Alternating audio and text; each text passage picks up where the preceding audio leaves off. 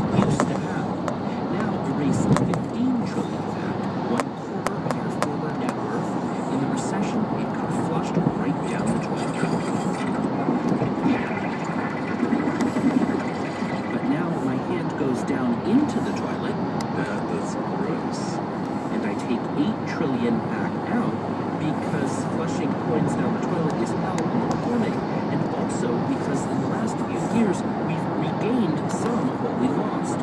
Let's bring in investment strategist John Canale to explain this. He's at LPL Financial in Boston.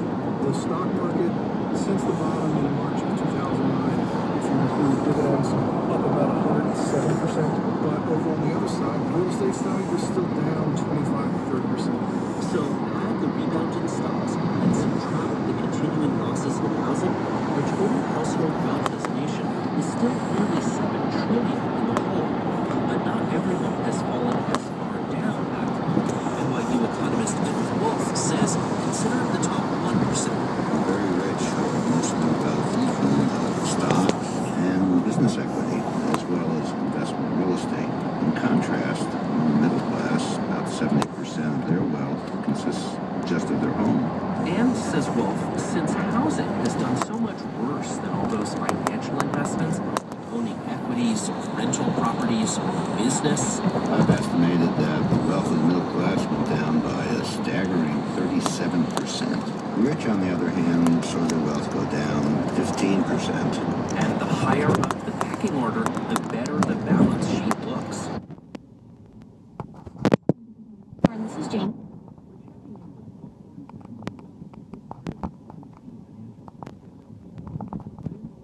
Ultra-high net worth with at least 20 million to invest. Thomas Melcher is managing.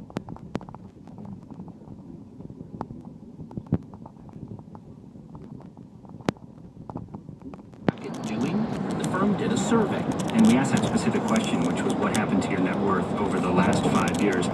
20% said that they experienced either a decline or a significant decline of their wealth.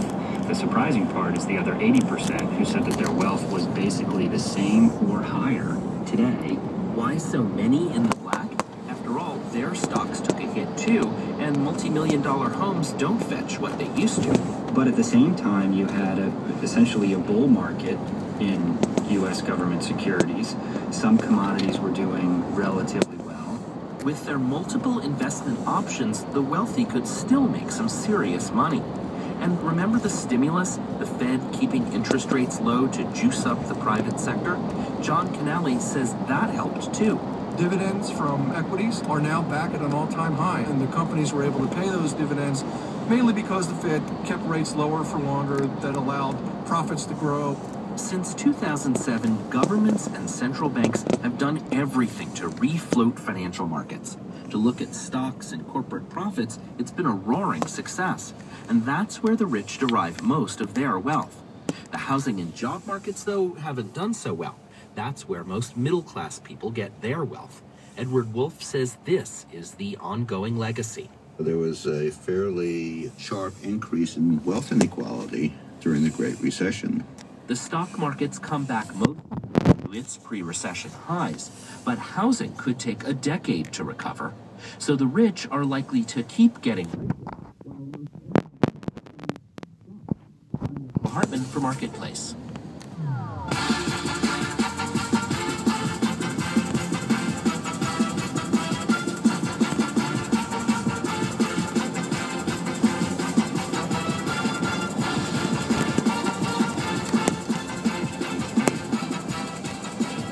Coming up, you work hard for 40 years just so you can retire, and then you do this. It's interesting is people travel right after they retire.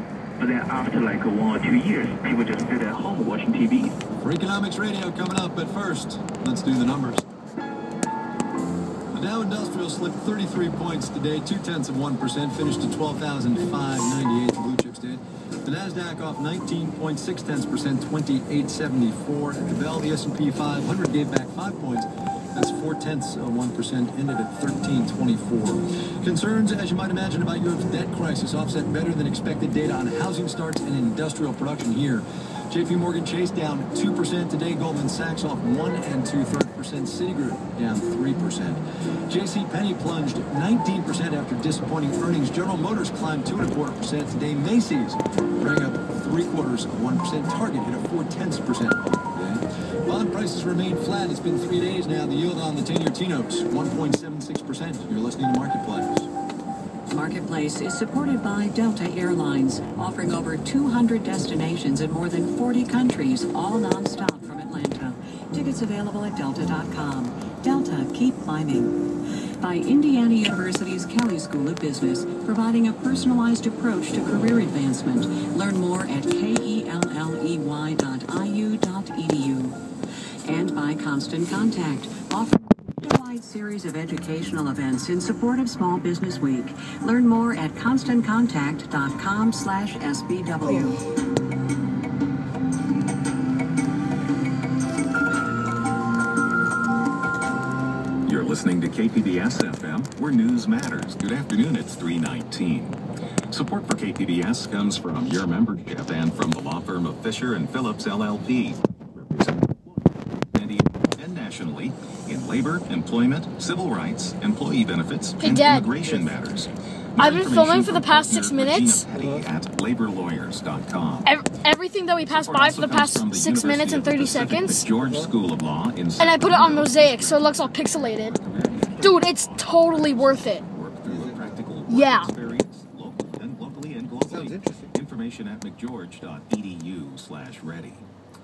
And KPBS celebrates. It makes me feel like I'm in the world of Mule. Like you to know about one of the local heroes for Asian Pacific American Heritage Month, Mike Kawamura. His work as an engineer at Kyocera and his lifelong commitment to advocating world peace has made a difference in the world and the community. To find out more about Mike Kawamura, go to kpbs.org/heroes. This is Marketplace from 8 p.m. I'm Kyle Rizdal. A report out this week from the Government Accountability Office has some fairly sobering news. I'm still filming.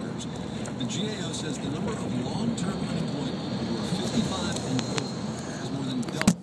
The recession started back in 2007, and a lot of them, it seems, just giving up looking. Marketplace's Sarah Gardner now on the double whammy, value job market and age bias. According to the Urban Institute, half of adults 62 and older end up dropping out of the workforce within 9 months of losing a job. You could call that giving up or facing reality, depending on your point of view. Well, I think they're facing reality. The Urban Institute's Richard Johnson says if you lose your job in your 50s and 60s, brace yourself. It now takes folks 55 and older more than a year to find another gig, and it almost always pays way less. Sarah Ricks at AARP says that's why many jobless seniors are opting to simply retire early and collect Social Security starting at 62. Problem is, by retiring early, they're taking a 25% hit on their monthly benefits. By the time you're 75 or 80 or so, when healthcare expenditures increase, that reduction in benefits can really have an impact on financial well-being. The Urban Institute figures workers lose an average 9% in retirement income for every year they're out of the workforce. Between job layoffs, shrinking home values, and disappearing pensions, the image of the carefree, golf-playing, cruise-taking retired couple begins to sound quaint. And that, says Christine Owens at the National Employment Law Project, is bad for all of us. We actually, as an economy, depend a lot on what seniors spend as part of our consumption-based economy. Less money for the economy and passed on to the kids. I'm Sarah Gardner for Marketplace.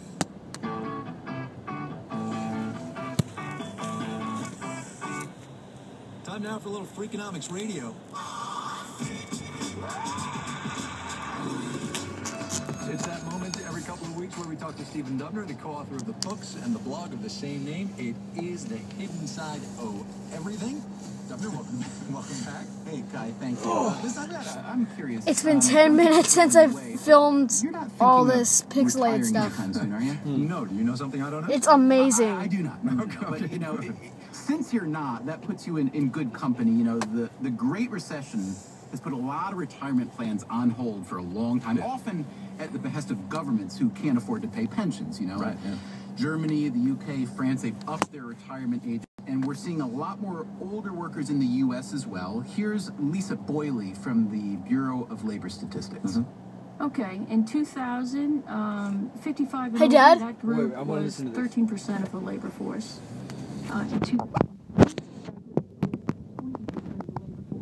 By 2020, our projections show that group will represent 25% of the labor force. My gut tells me that my initial inclination on this is wrong. That's just people getting older, right? Isn't that the deal? Demographics are real. There are more older people, but people also are working longer. So the share of workers over 65 in this country is the highest it's been in more than 50 years. So, and so we're going to have to work until not, 60s, but mid-70s sometime, right? Well, look, it may sound terrible, but Kai, I'm happy to say there is a hidden side, a little silver lining here to consider, okay? Yeah. So the economist Joseph Zweimüller at the University of Zurich recently did a study that looked at two fairly identical groups of blue-collar workers in Austria. One group that got early retirement up to 3.5 years earlier than the other. And what Zweimüller found is that early retirement, as much as we may think we crave it, actually has a considerable downside.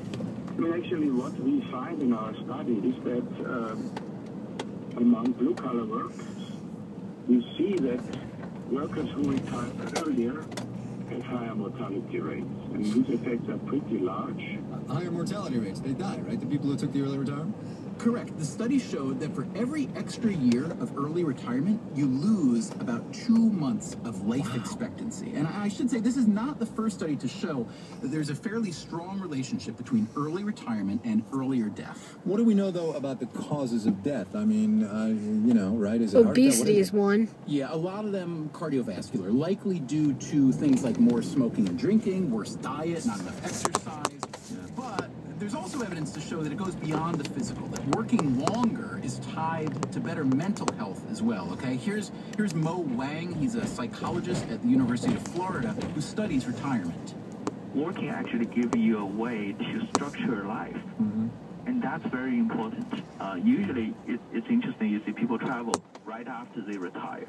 But then after like 1 or 2 years, people just sit at home watching TV. So this raises a little bit of an existential quandary, right? Life expectancy at birth in the U.S. has doubled over the past century. Miraculous, which means that we've gained more and more years potentially of retirement, but we're still figuring out what to do with all those years. So here's my Freakonomics friend and co-author Steve Levitt. As you know, he's an economist at the University of Chicago. So now we've created this artificial, sort of absurdly long chunk of years, for many people 25 or 30 years, where you've got nothing to do, but the government essentially pays you to do nothing. And so I think